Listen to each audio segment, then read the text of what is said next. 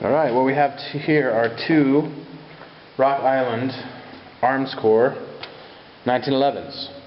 We have a GI model and we have a 1911 A1 FS Tactical model, which I'm not sure what the FS means, but it stands for frickin' stupendous, I'm sure. So these are low-end, all-steel, Filipino-made 1911s, Series 70 type, and I got these for a very good price. This is the retail price sticker, as you can probably potentially see. I'll have to switch the lens, but it says $419.99 for the GI and $489 for the 1911 A1 FS Tactical. I got this one for $319 shipped, which is crazy, from Kentucky Gun Company. So go buy guns from Kentucky Gun Company. It took a long time to get here because it's Christmas season. They shipped it priority, and it took I think 13 days or so, but it got here. And this deal is just crazy good. So I don't know if they were lost leaders or what, but thanks to Kentucky Gun Company, you guys are awesome. Assuming these work. So we're going to open these up and check them out and shoot them a little bit. So you get this CD, DVD, I assume it's probably a brochure / advertising material. This is a warranty card that also says, due to the fit and tightness of the firearm, Rock Island Armory recommends a break-in period of 500 rounds. So we won't give them any trouble if they malfunction before 500 rounds. Manual. This is your fired case for the Nazis. And they came with these chamber indicators, basically chamber flag, but in the barrels. So this is the GI model, which, as you might assume, is pretty much the basic all-steel 1911, and that actually feels and looks really cool. And I basically, when I picked them up, I checked them out and make sure that the safety works, the trigger works, the disconnector works, and nothing else. So these haven't even been wiped off. So let's just wipe off some of this oil. It looks to me like the slide has been relieved a little bit compared to the actual original 1911s. And of course this would be the A1 style with the cutout here for the trigger, and it does have a straight mainspring housing. It's got the standard standard spring plug, so you can do your Steven Seagal chest check.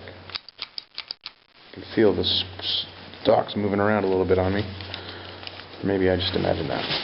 But it looks to be Parkerized, I think. Cool little Rock Island logo, but they didn't put a big billboard on this side, and I appreciate that. Thanks, guys.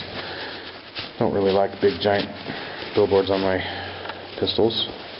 Vertical slide serrations. Caliber 45 ACP. GI type sights, but they are better than the GI sights. They're a little bit higher and more square. And it looks to me like the trigger is a little bit undercut. I mean, it's not undercut, but it's not as it doesn't come down as quickly as some of the 1911s do. And there's a slight bevel in the magazine well, actually. That looks good. The grips are plain and functional. They don't have any checkering on them. So that's that one. Let's open the other one. Before we go on, I just want to mention that this comes with one Armscor stamped magazine, but it is also stamped ACT mag, made in Italy. No, made in USA. Yeah, made in Italy, PSI USA. And it was covered in goo, some sort of grease, so I wiped it off. So that's actually the only thing that was kind of sticky and greasy in this whole thing. The gun was just oily. And the slide to frame fit is looking pretty good. I'm very impressed. It's not rattly. I can feel a little bit of movement up and down, and actually I can feel very little movement side to side.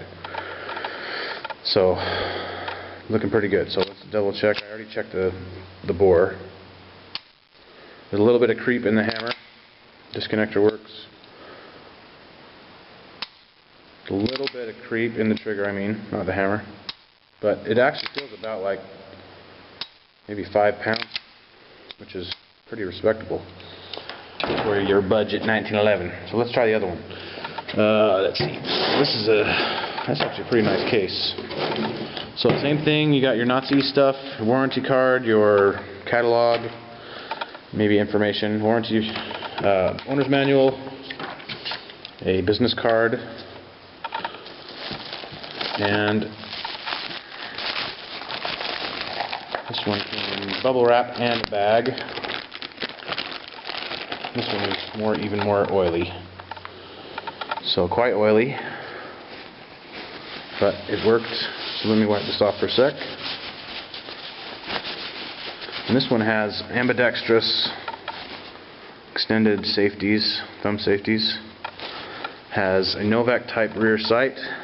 It looks like there's 3 dots, but the dots are black, so I don't know what the point of that is.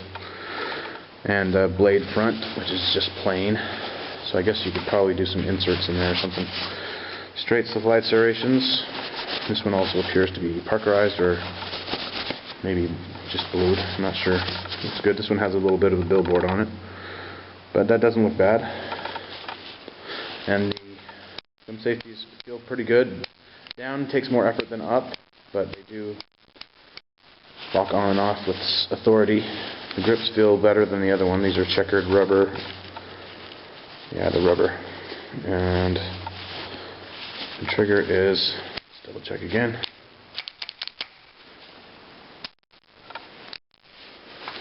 Pretty good. It actually feels about the same. If not a little bit better because this has a wider trigger on it. It's more of a flat face. That's actually not bad. That feels about 4.5 pounds. We'll actually measure it here in a sec. And this one has an extended guide rod, and one of those, whether or not you like that, that's what it comes with. So, full length guide rod, kind of like my Para Ordnance Limited. That actually feels pretty good. That other thumb safety is probably going to get in my way though, right here. So I'm going to have to change that out at some point. But because I got a nice, if I get a high grip on there, that's going to rub on me. Right there. I might switch this out for a single-sided safety at some point. But the grip, fitting of the grip is pretty good. There's a little bit of a sharp edge right there, but once you have your hand on it, you don't feel it. The only thing that's bugging me right now is that edge.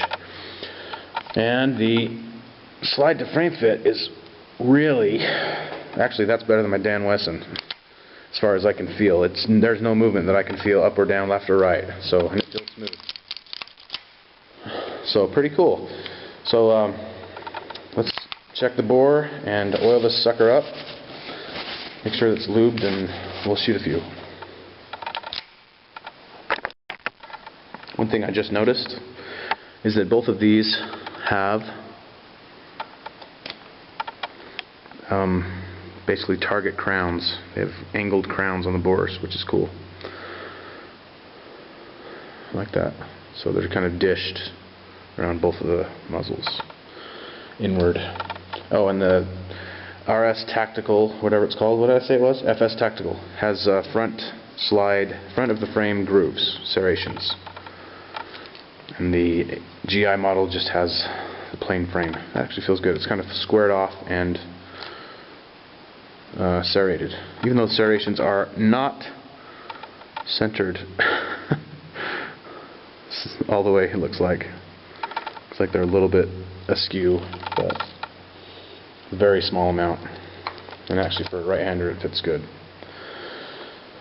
Alright, and the top of the slide stops are both checkered. Both of them have checkered slide stops on the top. And the basically trigger, target style trigger, flat face trigger on the FS Tactical. Alright, so let me go get some more batteries for this camera and we'll shoot some. GI, starting with the factory magazine.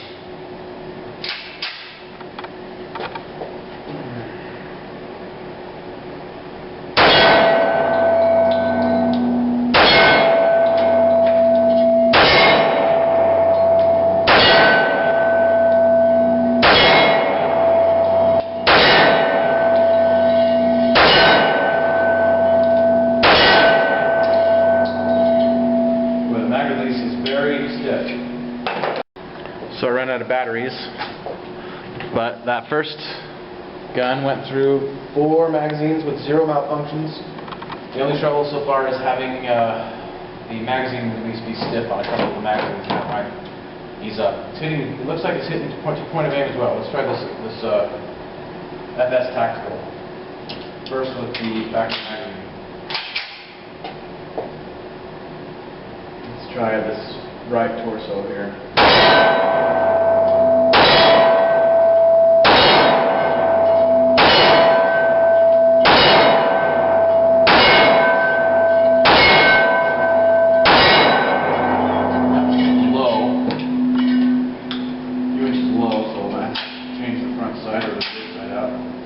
No malfunctions though. Let's hold it right up on the top of these guys.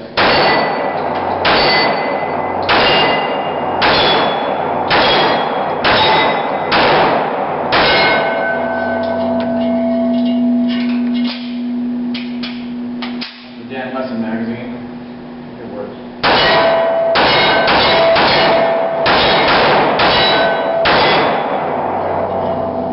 So it seems to be functioning. Mag release drops pretty well. I'm getting wear on my finger right where that slide, the safety's rubbing on me like I thought it would. That edge right there is getting me. But they work. The trigger's nice. That's definitely a combat hold. I'm having to cover up, basically hold the top of the plates, and they're hitting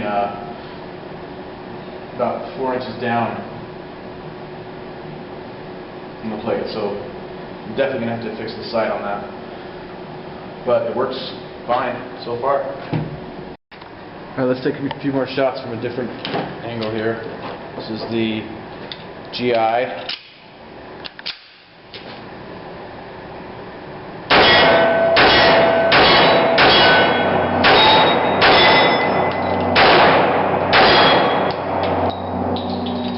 That one's the stock magazine. I wonder if it's just the magazine problem, because these other ones aren't having a problem. Let's try that magazine in the other gun.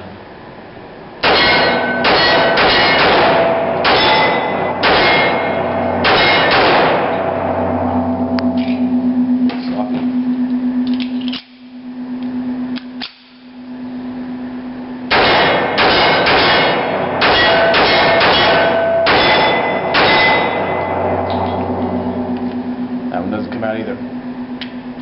So that's a Dan Wesson magazine. Some of the other ones seem to be fine. So I guess we have to match the magazines up with this one, or else I guess I could take a look at the magazine cap. This is the